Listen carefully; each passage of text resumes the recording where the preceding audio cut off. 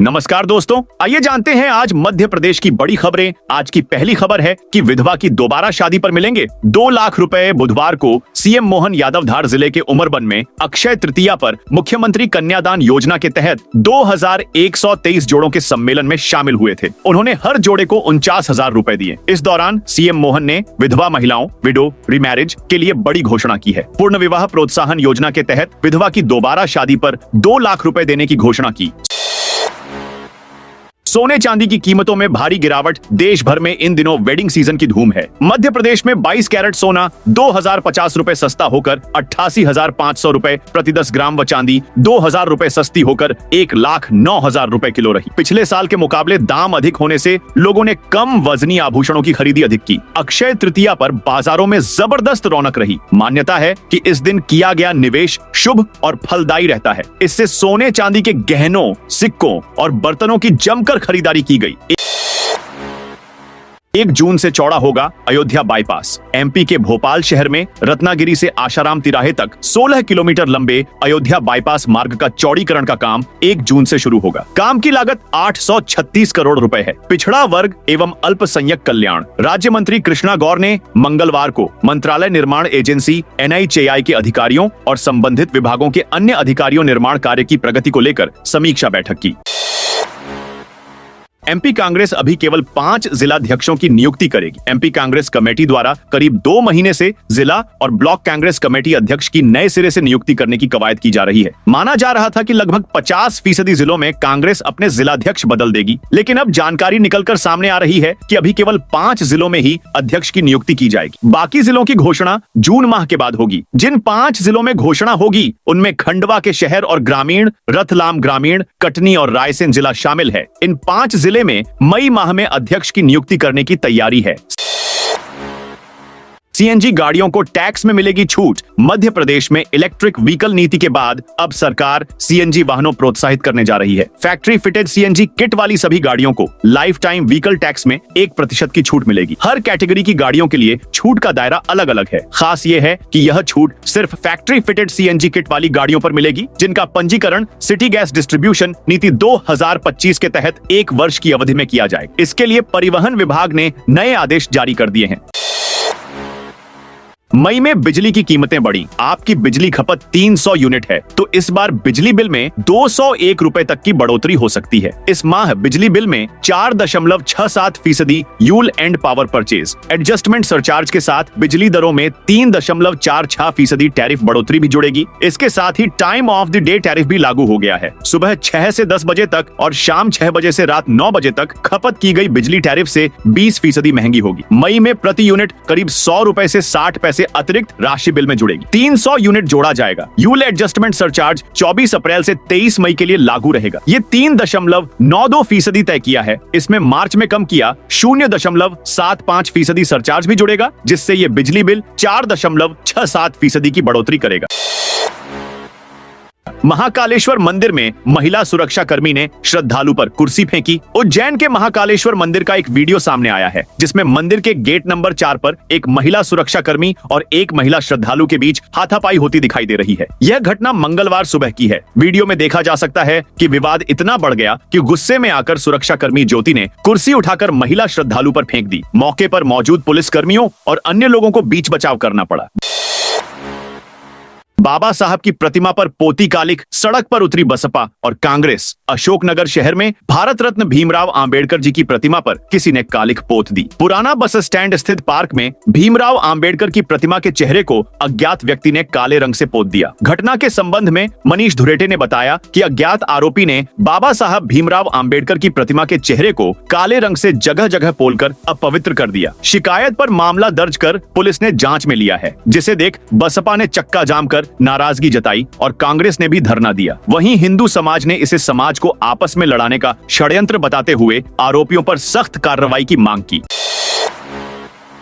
अमूल ने बढ़ाए दूध के दाम। अमूल कंपनी ने मध्य प्रदेश में भी दूध की कीमतों में बढ़ोतरी कर दी है। आज 1 मई 2025 से 1 लीटर दूध के दाम 2 रुपए अधिक वसूले जाएंगे, जबकि आधे लीटर पर 1 रुपए बढ़े हैं। राजधानी भोपाल, इंदौर, ग्वालियर, जबलपुर समेत प्रदेश के सभी जिलों में गुरुवार से नई कीमतें लागू कर दी गई हैं। बता दें कि अमूल ने अपने milk product Amul standard, Amul buffalo milk, Amul gold, Amul slim and trim, Amul चाय मजा, अमूल ताजा और अमूल काऊ मिल्क की कीमतों में 2 रुपए बढ़ोतरी की है। रोजाना के इस्तेमाल में आने वाले दूध की बढ़ी हुई कीमतों का असर सीधे आमजन की जेब पर पड़ेगा।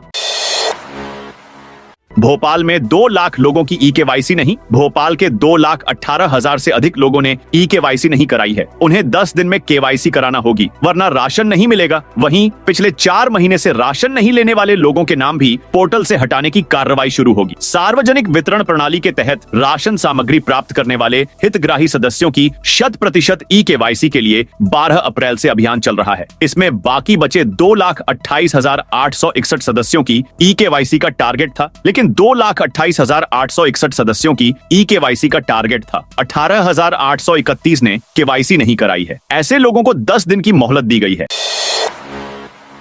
शाजापुर में 29 पुलिस कर्मियों का ट्रांसफर। शाजापुर जिले में पुलिस विभाग में व्यापक स्तर पर तबादले किए गए हैं। एसपी यशपाल सिंह राजपूत ने बुधवार रात करीब 11 बजे तबादला सूची जारी की। इस सूची में कुल 29 पुलिस कर्मियों को जिले में ही नई पदस्थापना दी गई है। तबादला सूची के अनुसार नर्मदा प्रसाद दायमा को शुजालपुर मंडी थाने से थाना प्रभारी सुंदरसी बनाया गया है। निरीक्षक शिव कुमार यादव को रक्षित केंद्र शाजापुर से थाना प्रभारी के पद पर मंडी शुजालपुर भेजा गया है। निरीक्षक ब्रजेश मिश्रा को रक्षित केंद्र शाजापुर से प्रभारी जिला नियंत्रण कक्ष की जिम्मेदारी दी गई है।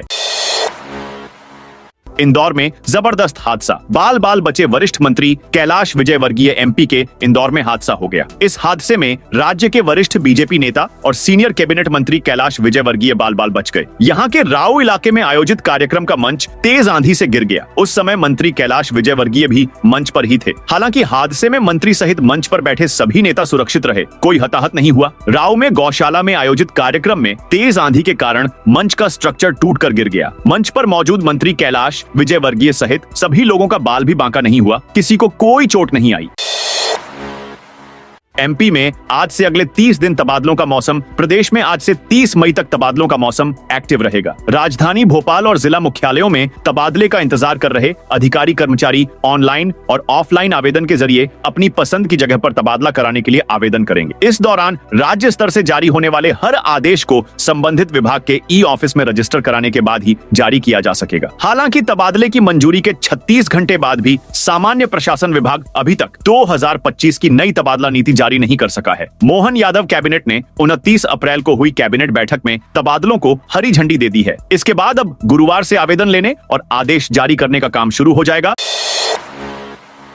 स्कूलों में गर्मी की छुट्टियां 15 जून से खुलेंगे। स्कूल मंगलवार को जिले के सभी स्कूलों में नए सत्र 2025 से 26 की आखिरी कक्षाएं लगी। अब गुरुवार से 1.5 महीने के लिए स्कूलों में ग्रीष्मकालीन अवकाश शुरू हो जाएगा। 15 जून से स्कूल फिर शुरू हो जाएंगे। 1 जुलाई से सभी कक्षाओं का संचालन व्यवस्थित तरीके से पूरे सत्र चलेगा। हालांकि ग्रीष्मकालीन अवकाश के दौरान कुछ स्कूलों में समर कैंप लगेगा तो कुछ में नहीं। शाजापुर के स्कूलों से मिली जानकारी अनुसार किसी स्कूल प्रत्येक विषय के 2 तो किसी स्कूल में 3 अध्याय तक हो चुके हैं। शिक्षकों ने विद्यार्थियों को ग्रीष्मकालीन अवकाश के दौरान विषयवार होमवर्क, प्रोजेक्ट आदि दिए हैं, जिनको स्कूल प्रारंभ होने के बाद चेक किया जाएगा।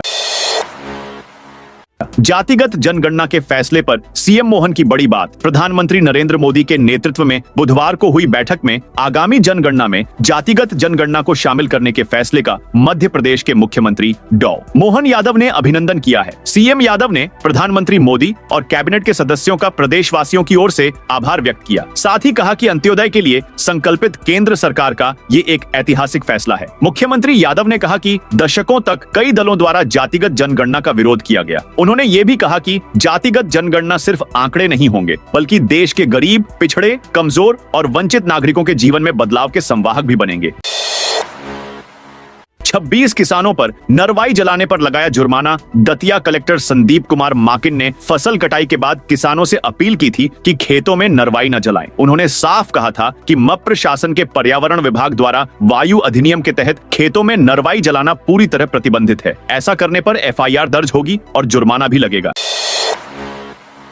एमपी के 8 अस्पतालों की आयुष्मान से संबद्धता रद्द, मध्य प्रदेश के 8 निजी अस्पतालों की आयुष्मान भारत योजना से संबद्धता समाप्त कर दी गई है। इनमें भोपाल के 6 और ग्वालियर व सीहोर का एक अस्पताल शामिल है। इन अस्पतालों में मरीजों से अनावश्यक रूप से आईसीयू में भर्ती रखकर बिल बढ़ाना, पंजीकृत डॉक्टरों की अनुपलब्धता और नियमों के विपरीत संचालन जैसी गंभीर अनियमितताएं पाई गईं। जांच में पाया कि कुछ अस्पताल मरीजों से इलाज के नाम पर अतिरिक्त पैसे वसूल रहे थे, जबकि आयुष्मान योजना के तहत इलाज पूरी तरह फ्री है। इसके अलावा कुछ अस्पतालों में चिकित्सकीय स्टाफ मौजूद नहीं था या रजिस्ट्रेशन समाप्त हो चुका था, फिर भी इलाज जारी था। भोपाल, इंदौर, ग्वालियर और डिंडोरी कलेक्टर जाएंगे ट्रेनिंग पर। एमपी कैडर के 53 आईएएस अधिकारियों को जून से शुरू होने वाली मिड करियर ट्रेनिंग के लिए बुलाया गया है। लाल बहादुर शास्त्री राष्ट्रीय प्रशासन अकादमी मसूरी ने ऐसे अफसरों की सूची जारी कर 16 मई तक इसके लिए रजिस्ट्रेशन कराने के निर्देश दिए हैं। इस सूची में मोहन सरकार के भोपाल, इंदौर, ग्वालियर समेत 4 जिलों के कलेक्टर और सीएम सचिवालय में पदस्थ दोनों सचिव भी शामिल हैं। सूची में शामिल अफसरों को लेकर कहा गया है कि ये अधिकारी किसी न किसी कारण या बहाना बनाकर ट्रेनिंग से बच रहे हैं, जबकि वर्किंग एफिशिएंसी में सुधार के लिए यह ट्रेनिंग जरूरी है। यह सभी 55 अफसर, सचिव व अपर सचिव कैडर के अधिकारी हैं। 325 करोड़ में बनी सड़क पर दरारें। भोपाल में कोलार 6 लेन का निर्माण 222 करोड़ रुपए से शुरू हुआ और 325 करोड़ तक पहुंच गया है। इसे 30 अक्टूबर 2023 पूरा कर दिया जाना था, लेकिन अब भी काम जारी है। 540 दिन की देरी के बावजूद रोड का औपचारिक लोकार्पण नहीं हो पाया, जबकि देरी पर पेनाल्टी ही 5 करोड़ रुपए से ज्यादा बन गई है। स्थिति ये है कि करोड़ों रुपए की राशि खर्च के बावजूद सड़क में दरारें उभर रही हैं। कमोबेश शहर की अन्य प्रोजेक्ट का भी यही हाल है और जनता परेशान है। वक्फ कानून के विरोध में 15 मिनट बत्ती गुल। All India Muslim personal law board के आह्वान पर बीती रात 30 अप्रैल 2025 को 9 बजे से 9:15 तक के लिए बत्ती गुल कर केंद्र सरकार द्वारा लागू किए जा रहे वक्फ कानून का देश भर में विरोध व्यक्त किया गया। इस विरोध का असर खासकर राजधानी भोपाल समेत पूरे मध्य प्रदेश में देखने को मिला। शहर में हालात ये रहे कि रात को 9 बजते ही अचानक से कई इलाके 15 मिनट के लिए पूरी तरह से अंधेरे में डूब गए। मुस्लिम समुदाय द्वारा जताया गया कानून का विरोध शांतिपूर्ण रहा। 10वीं 12वीं के परिणाम जारी। हायर सेकेंडरी और हाई स्कूल के परीक्षा परिणाम आना शुरू हो गए हैं। CISSE बोर्ड के ICSI से पंजीबद्ध स्कूलों के परिणाम आए हैं। राजगढ़ के राजेश्वर कॉन्वेंट और ब्यावरा के प्रोग्रेसिव हाइट्स स्कूल के 10 से 12वीं के बच्चों के परीक्षा परिणाम सामने आए हैं। हायर सेकेंडरी और हाई स्कूल के परीक्षा परिणाम आना शुरू हो गए हैं। CISSE बोर्ड के ICSI से पंजीबद्ध स्कूलों के परिणाम आए हैं। राजगढ़ के राजेश्वर कॉन्वेंट और ब्यावरा के प्रोग्रेसिव हाइट्स स्कूल के 10वीं से 12वीं के बच्चों के परीक्षा परिणाम सामने आए हैं। एमपी में आंधी बारिश के साथ ओलावृष्टि का अलर्ट। मौसमी प्रणालियों के सक्रिय होने के चलते बीते 3 दिन से मौसम बदला हुआ है। बुधवार को भी सूर्यदेव तपे, लेकिन बादलों व तेज हवा से पारे में बढ़त नहीं हुई। मौसम विभाग की माने 2-3 मई तक जबलपुर संभाग सहित पूर्वी मध्य प्रदेश के जिलों में आंधी बारिश के समीकरण बन रहे हैं। इस दौरान कहीं कहीं ओले भी गिर सकते हैं। गुरुवार को शहर में भी तेज हवा, गरज चमक के साथ बौछार पड़ने या बारिश के आसार हैं। 1, 2 व 3 मई को जबलपुर सहित संभाग के डिंडोरी, छिंदवाड़ा, सिवनी, मंडला और बालाघाट में 60 किलोमीटर प्रति घंटे की गति से आंधी चलने और बारिश होने की संभावना है। कुछ स्थानों पर हल्की ओलावृष्टि भी हो सकती है। 17 गांवों की इंदौर पीथमपुर कॉरिडोर के लिए सरकार ने बदली पॉलिसी। मप्र सरकार के महत्वाकांक्षी प्रोजेक्ट में से एक इंदौर पीथमपुर इकोनॉमिक कॉरिडोर में जमीन लेने की गति धीमी हो गई है। 22 दिन में महज 350 बीघा जमीन के सहमति पत्र मिले हैं, जबकि 5200 बीघा का प्रोजेक्ट है। दावे आपत्ति निराकरण को 22 दिन हो गए हैं, जिसमें 7% ही जमीन हाथ में है। इंदौर के इतिहास में पहली बार किसी योजना पर सरकार ने पॉलिसी बदली। इंदौर पीथमपुर इकोनॉमिक कॉरिडोर में किसानों को मुआवजा देने के बजाय विकसित भूखंडों का 60% हिस्सा देने की घोषणा की गई। 8 अप्रैल को दावे आपत्ति निराकरण के बाद किसानों से सहमति पत्र लेना शुरू किया।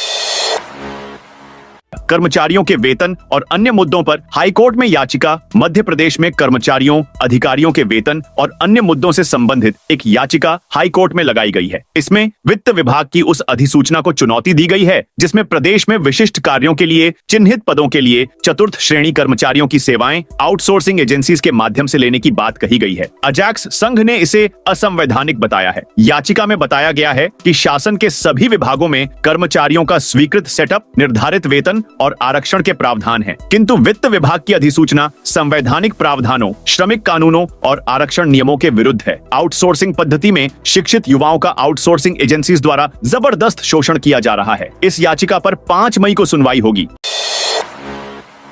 हाईकोर्ट ने सिवनी कलेक्टर एसपी को दिया नोटिस। सिवनी जिले के धूमा क्षेत्र में भीमराव अंबेडकर की प्रतिमा का क्षतिग्रस्त करने के मामले में मध्य प्रदेश हाईकोर्ट ने जिले के कलेक्टर, एसपी और एसएचओ धूमा को नोटिस जारी कर 1 हफ्ते में शपथ पत्र के साथ जवाब मांगा है। यह घटना फरवरी 2025 की है। मामले में स्थानीय व्यक्ति ने हाईकोर्ट में जनहित याचिका दायर की थी, जिसमें उसने कोर्ट को बताया कि प्रतिमा तोड़ने की शिकायत की गई थी, जिस पर किसी ने ध्यान नहीं दिया।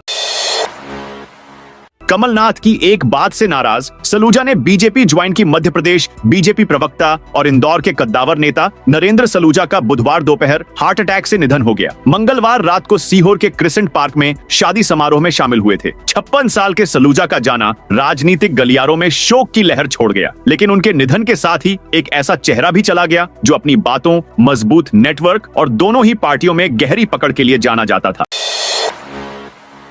एमपी में 15,000 शिक्षक अलग अलग दफ्तरों में अटैच। मध्य प्रदेश के स्कूल शिक्षा मंत्री राव उदय प्रताप सिंह ने 18 अप्रैल को विभागीय बैठक के दौरान ये बात कही थी। मंत्री ने कहा था कि शिक्षक का असली कार्यक्षेत्र बच्चों की कक्षा होनी चाहिए, न कि सरकारी दफ्तरों की फाइलों के ढेर। इसके बाद उन्होंने बैठक में ही अधिकारियों को निर्देश दिए थे कि जो टीचर सरकारी दफ्तरों में अटैच्ड हैं, उन्हें वापस स्कूलों में भेजा जाए। मंत्री के निर्देश के बाद स्कूल शिक्षा विभाग ने टीचर्स के अटैचमेंट खत्म करने की प्रक्रिया शुरू कर दी है। इस बीच दैनिक भास्कर ने पता किया कि स्कूलों में बच्चों को पढ़ाने की बजाय कितने टीचर सरकारी दफ्तरों में फाइलें उठा रहे हैं, तो पता चला कि पूरे प्रदेश में 15,000 शिक्षक अलग अलग विभागों में अटैच्ड हैं।